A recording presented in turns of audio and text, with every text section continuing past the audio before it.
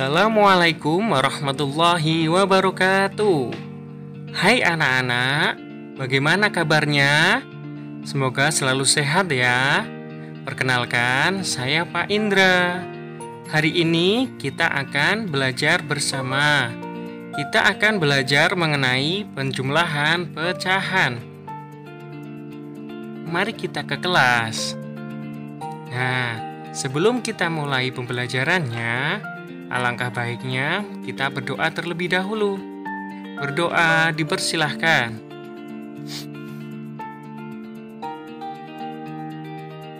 Doa selesai.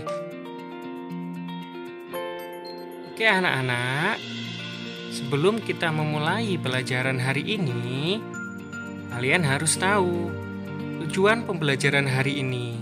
Yang pertama, siswa dapat melakukan penjumlahan pecahan biasa dengan persen. Lalu yang kedua, siswa dapat melakukan penjumlahan campuran dengan persen. Dan yang ketiga, penjumlahan persen dengan persen. Sebelum melakukan penjumlahan, ayo ingat lagi cara mengubah persen menjadi pecahan biasa. Kalian masih ingat? Mari kita coba dulu.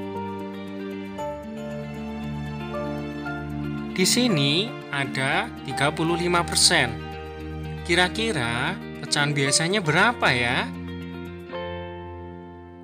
Kalian harus ingat, persen bisa diartikan dengan per 100. Jadi, 35% jika dirubah menjadi pecahan biasa, maka hasilnya 35 per 100. Mudah kan? Kalian pasti ingat lagi sekarang. Sekarang kita coba untuk penjumlahannya ya. Yang pertama, penjumlahan pecahan biasa dengan persen. Pak Indra ada sebuah perhitungan atau penjumlahan, yaitu 2/5 ditambah 30%. Kira-kira berapa hasilnya ya? Mari kita coba.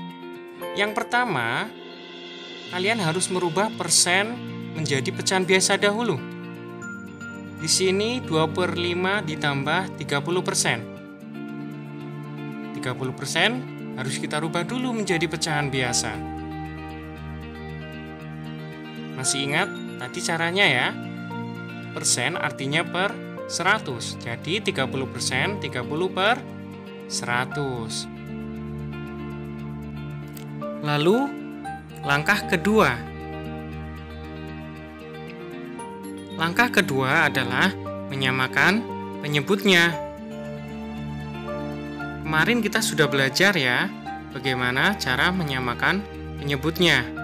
Di sini ada penyebut 5 dan 100. Kita bisa menyamakannya menjadi sama-sama per 100. Karena di sini 5 menjadi 100, artinya 5 itu dikali 20 biar hasilnya 100. Maka angka 2 harus dirubah menjadi 40 karena dikali 20 juga. Jadi 40 per 100 ya. Lalu kita jumlahkan. 40 tambah 30 adalah 70. Lalu penyebutnya sudah sama 100, tinggal ditulis 100 juga. 70 per 100 kita masih bisa sederhanakan lagi pecahannya. Jadi berapa? Kita bisa sama-sama membaginya dengan angka 10. Jadi nanti ketemu hasilnya adalah 7 per 10. Sekarang sudah sederhana hasilnya. Gimana? Mudah kan? Kita lanjutkan dengan materi yang kedua, yaitu tentang penjumlahan pecahan campuran dengan persen. Pak Indra ada sebuah soal di sini. 1/5/20 ditambah 5%. Kira-kira hasilnya berapa ya? Ayo kita coba. Yang pertama, kita rubah pecahan campurannya dan persen menjadi pecahan biasa. Di sini 1/5/20 kita rubah dengan cara 20 kali 1 ditambah 5. Maka hasilnya 25 per 20. Penyebutnya tetap 20. Dan 5%, persen itu artinya per 100. Maka 5% menjadi 5 per 100. Lalu yang kedua, dengan cara menyamakan penyebutnya. Di sini penyebut 20 dan penyebut 100 harus kita samakan dulu. Kita bisa menggunakan penyebut per 100 untuk menyamakan keduanya.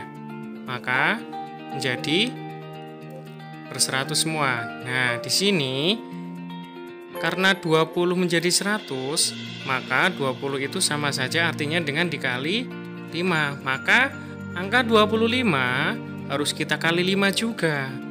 Menjadi 125.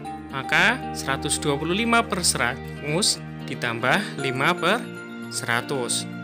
Kita tambahkan hasilnya 125 tambah 5, 130. Lalu penyebutnya tetap 100. Langkah terakhir kita sederhanakan pecahannya. 130 per 100, jika kita sederhanakan, maka hasilnya 13 per 10. Jadi sama-sama kita bagi 10.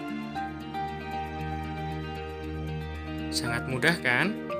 Kita bisa sederhanakan lagi sebenarnya di sini menjadi pecahan campuran, yaitu menjadi 1/3 per 10. Dari mana 1/3 per 10? Kemarin sudah kita jelaskan. Dari 13 dibagi 10, hasilnya 1, sisanya 3 ditaruh di pembilang, lalu penyebutnya tetap 10. Maka hasilnya 1/3 per 10. Lalu materi yang terakhir, yang ketiga hari ini tentang penjumlahan persen dengan persen. Ini sangat mudah sekali. Contohnya, di sini ada 14% ditambah 51%. Kita coba ya. Langkah yang pertama adalah dengan menjumlahkan atau menambahkan kedua pecahan tersebut. Di sini 14% ditambah 51%. Maka hasilnya sangat mudah sekali, yaitu 65%. Nah, langkah yang kedua bisa dengan merubah persen ke pecahan biasa. Persen di sini artinya kan per 100. Jadi 65% menjadi 65 per 100. Sangat mudah kan?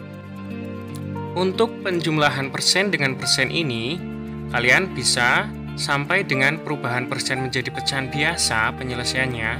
Boleh juga cukup sampai 65% saja. Sangat mudah kan anak-anak? Kalian pasti bisa, asalkan rajin berlatih. Sampai jumpa lagi di pertemuan selanjutnya ya. Semoga bermanfaat.